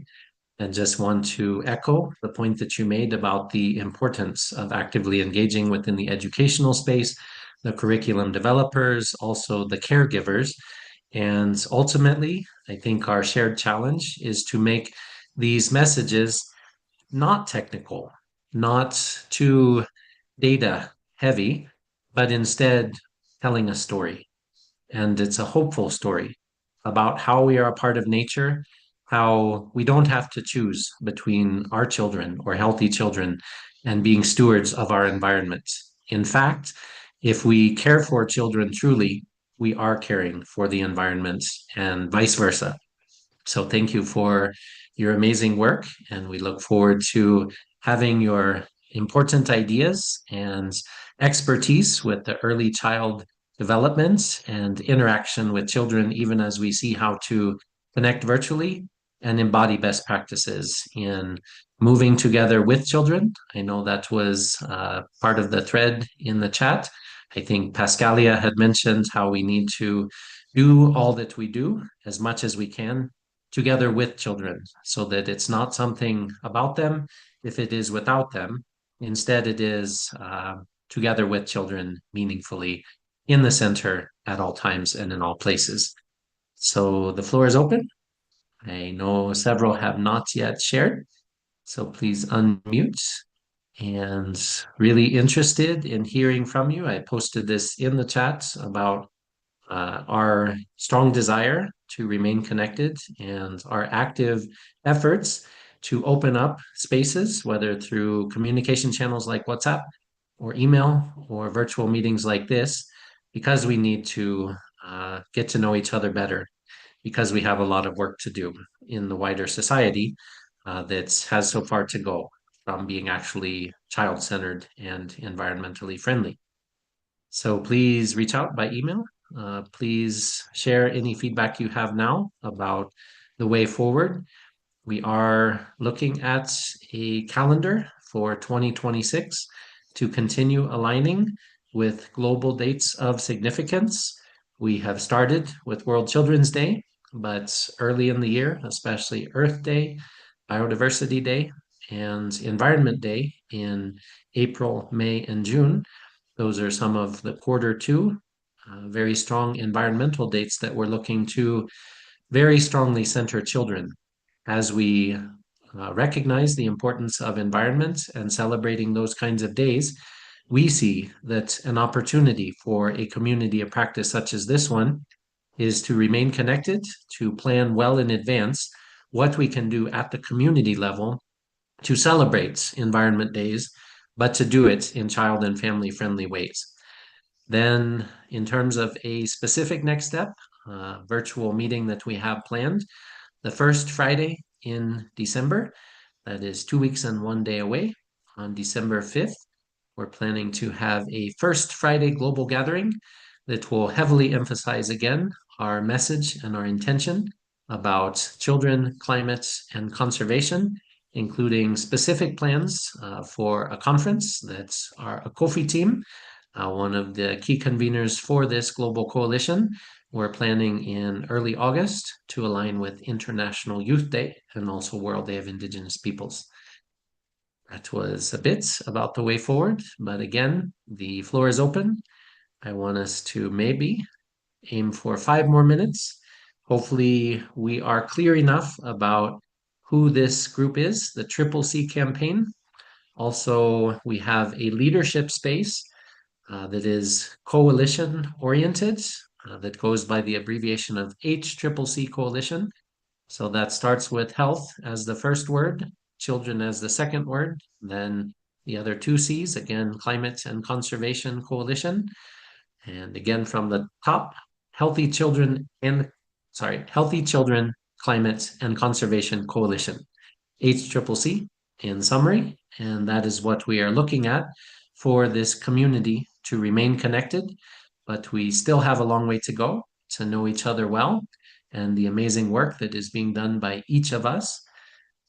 I'm going to be quiet. I want to hear at least from one other person before we conclude.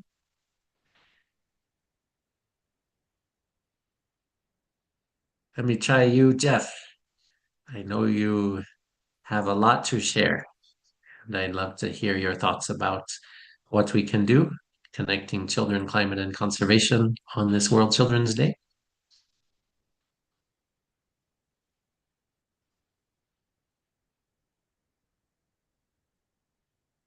So I don't see that you have yet unmuted, Jeff, so I'm going to try to build on what Judy had shared. I know Hannah had posted in the chat, but I don't think we've yet heard from Hannah. I believe you are a teacher, if I recall correctly. So I want to invite Hannah to share, and then also Anastasia. I saw your contributions in the chats, but haven't yet heard from you.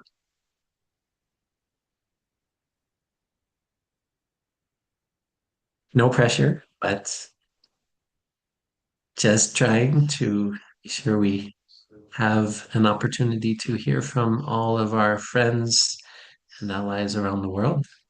So I'm also seeing the video camera opening up for Louis and Jolita, and I'm hypothesizing you might have something to share. So first Louis, then Jolita, please.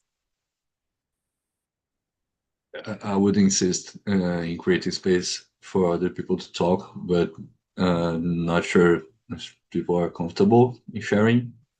So 15 more seconds.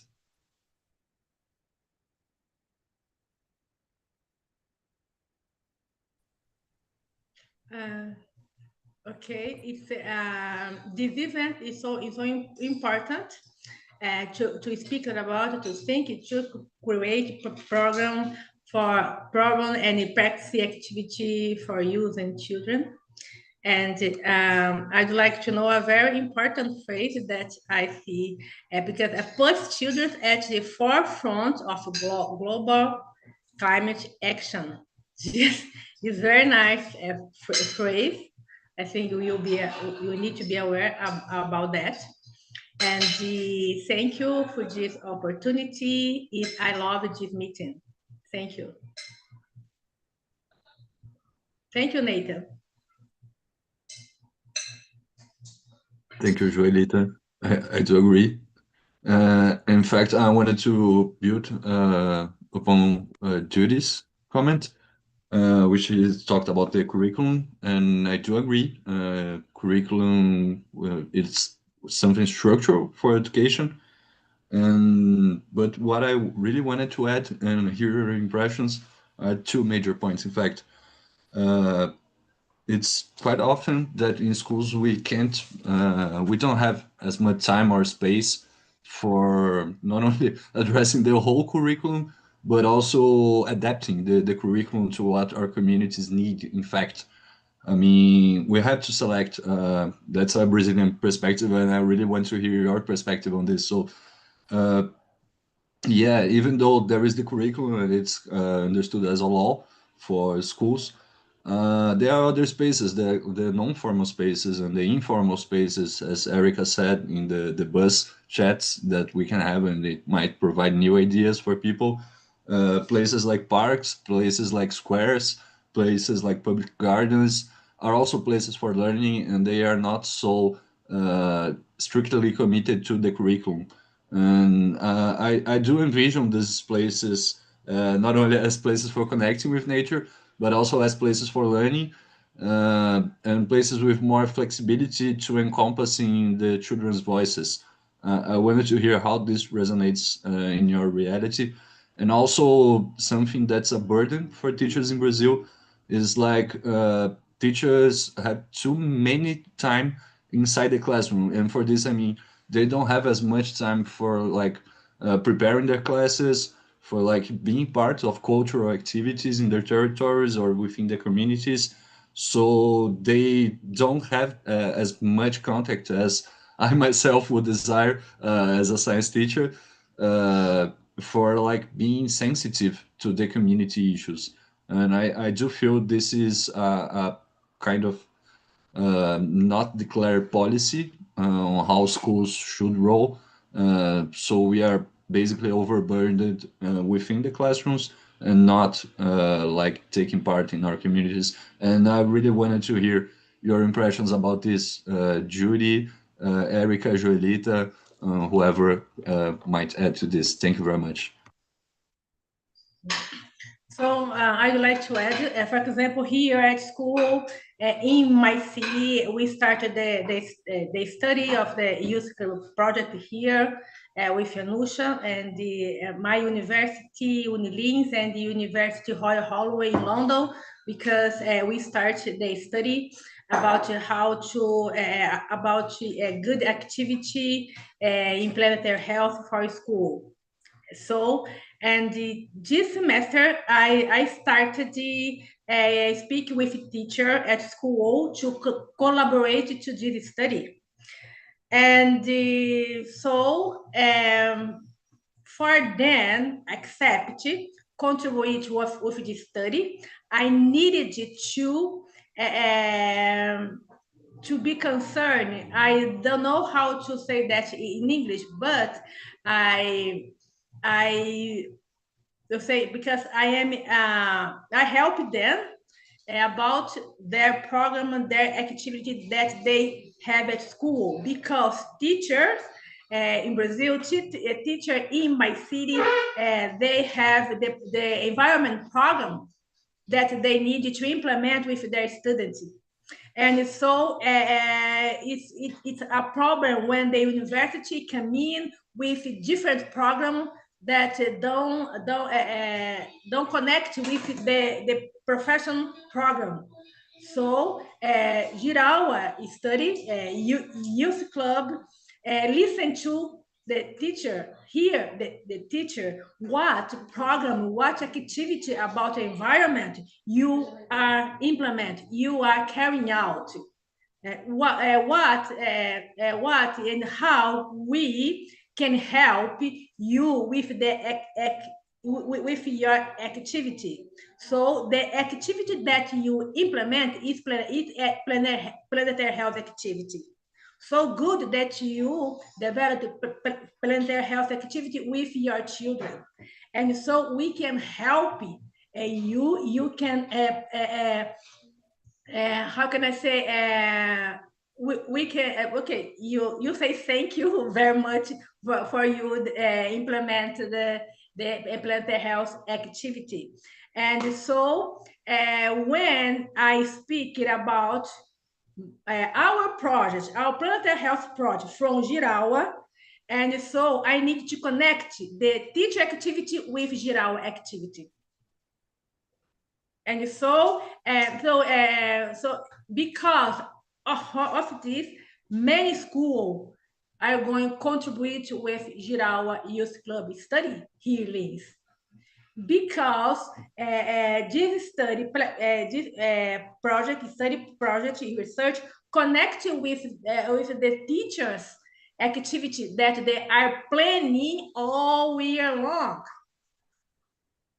And so I asked them, what can we help with you?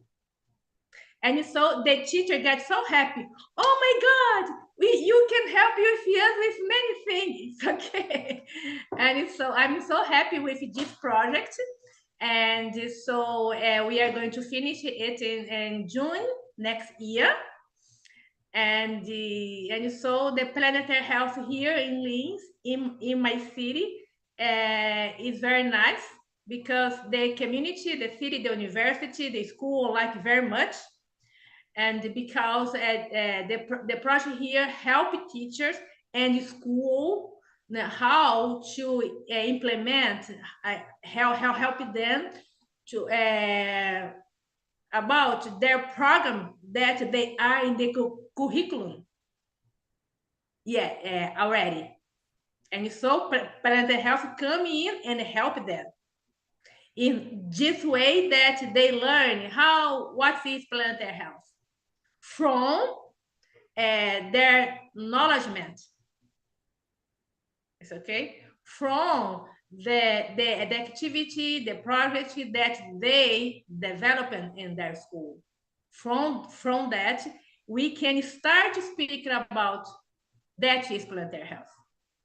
But we can be better if we work together. And so, Neida, thank you. Thank you, Jolita, for all that you have shared. And what I want to strongly echo is how much amazing work is happening with you and the Girawa team, with the global innovation, and what we can actually do together whenever we share these ideas, these best practices across borders and boundaries, but keeping children and sustainability and true stewardship at the center of all that we do.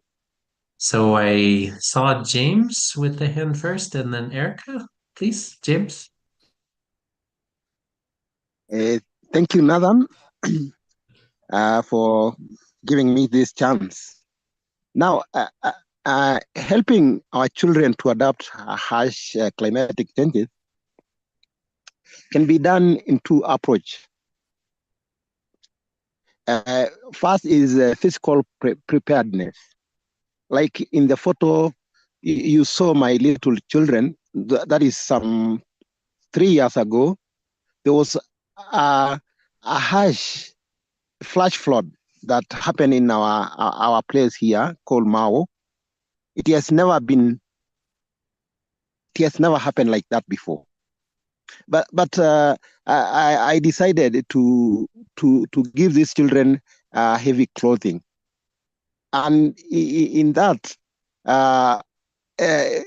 we in our place we have very light clothes, but due to the changes of climate, this climate have really pushed us now to change from wearing old traditional clothes, which are very light, to now another new way or climate resilience clothing. That is another way. Another way also is emotional resilience. Emotional resilience in the sense that you have to model a calm behavior or provide accurate information as regard to the weather to to the age of these children. You must have seen that little boy with a binocular in a safe distance. I try to make him get aware that this is a change, and it is happening. It is happening like no any other day, and he's trying to look at the flood in the runway in the river very far, some 400 or 300 meters to where he's standing. This is now to build in his emotion that climate that this happening is not always there, and it can actually be adapted in one way or another. So that is the two: the physical preparedness and the emotional resilience. So I think it's actually good now to engage in those practical steps, especially when these powerful changes now come on the way. So by modeling resilience, children to look now adults for cues, very right cues on what is happening. Maintain that calm during these periods, the period of strain or extreme weather, to show them how they could cope this setback even in their late time of their lives. You can also involve them in adaptation. Teach them practical skills that help in their households, actually, and in the communities to adapt and mitigate this impact during their times when they become adults. You can also create emergency preparedness. A family can actually develop one plan of emergency. You keep this kit, the kits or drills, you see, evacuation ways. See, because in our world now, we have extreme weather. In some other places of the world, you can have tornadoes, storms, very dangerous storms. So you can help them know that our family or their family have a certain way of coping this through these practical drills or in different scenarios. And actually, it will actually connect them with nature and climate change as they grow up. Thank you so much. Thank you, Mr. Olekesir, and greetings to your boys. And thank you so much for that comprehensive and very grounded review of the opportunity we have as adults to model calm and peace despite some challenges that are around us. It is the least that we need to do for our children. I want to next hand it to Erica and invite Knight to work together with Erica as mothers to end us soon. And that's all from my side, other than gratitude to all of you for this special time together and an invitation for us to remain connected. Erica, please.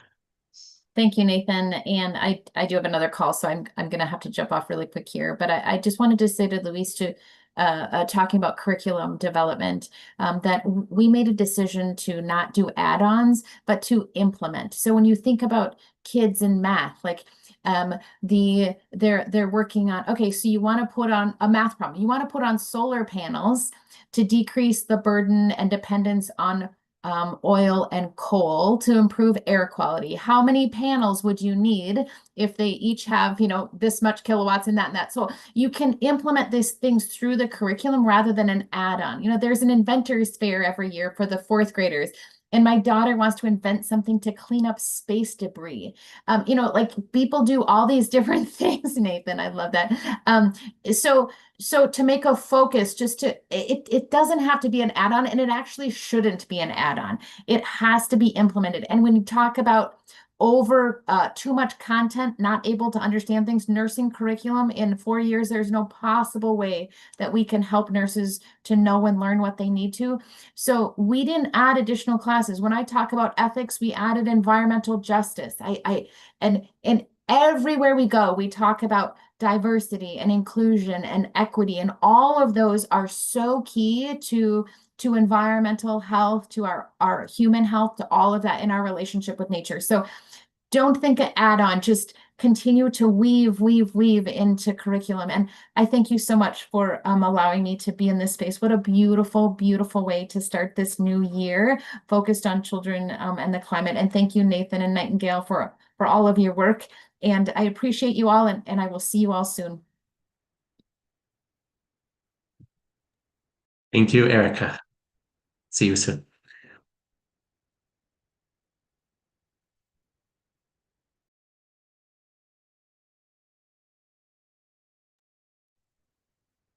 Right. I think, I don't know if Erica has stepped out already, but thanks to her with her closing remarks. So Nathan, was it to say that I close us off? Is that okay? All right. So yeah, thank you to everyone.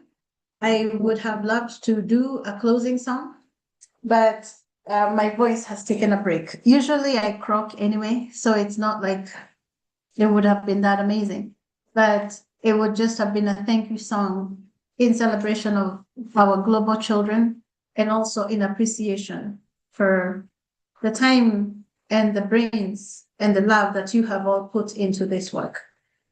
I request that James, if you're there, if you can just get us a song that helps us close off. But it's in deep gratitude. Thank you, children. Thank you, youth. Thank you, adults. And until we reconnect again, as this is a campaign that's going to go on for a whole year, you be well. Asante sana. Cheoleng, as James, my friend from Masai land, said, Nanegado muno, as we say from where I come from. So James, if you're there, you could help me with just putting up one of those lovely songs just to close us off. Okay, thank you. Papa, mama na vijana kitukuzwe Kiswahili.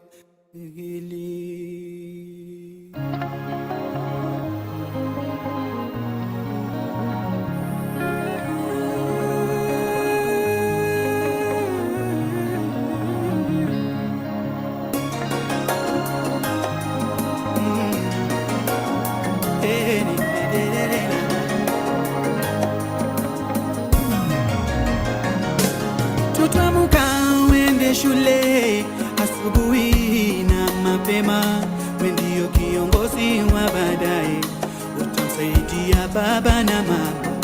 Oh, mtoto amuka uende shule asubuhi na mapema, wewe ndio kiongozi wa baadaye, utasaidia baba na mama.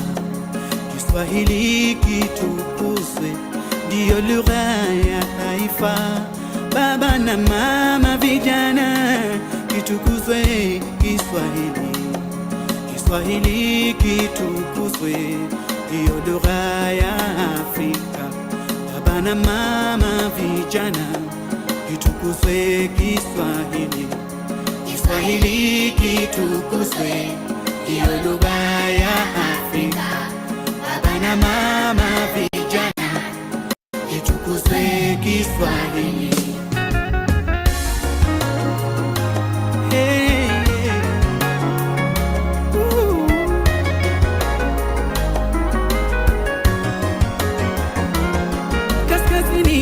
Mashariki, kusini, magharibi, vyuo vikuu duniani wajifunza lugha yetu Kiswahili. Wajapani, Amerikani, Europa, dunia mzima, watu wote wajifunza lugha yetu tamu Kiswahili. So, mtoto amuka, twende shule asubuhi na mapema. We ndio kiongozi wa baadaye, utusaidia baba na mama. Kiswahili kitukuzwe, hiyo lugha ya Afrika. Baba na mama, vijana, kitukuzwe Kiswahili. Kiswahili kitukuzwe, hiyo lugha ya Afrika. Baba na mama, vijana, kitukuzwe Kiswahili.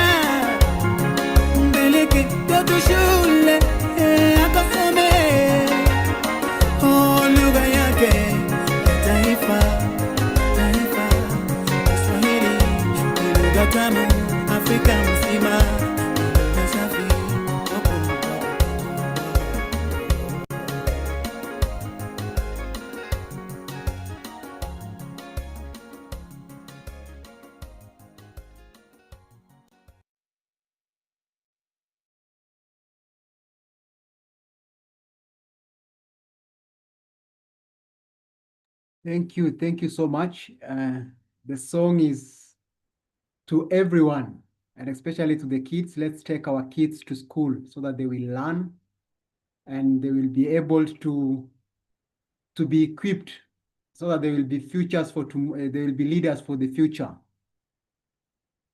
And they are leaders today. Let them take responsibilities and let them be forefront to leading in this global child health and climate action. Thank you so much and have a lovely night, everyone. Bye-bye. Good night. Good night. Bye-bye. See you soon. Bye. Bye. Bye. Bye, and remember, my child. Bye. My day. My right. Goodbye. Au revoir. Francês, sabe que falam francês? Obrigado. Adios. Obrigado. Ele falou obrigado. Obrigado. Ole sere.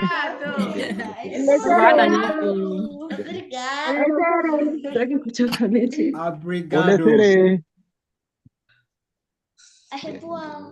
Ole sere. Au revoir.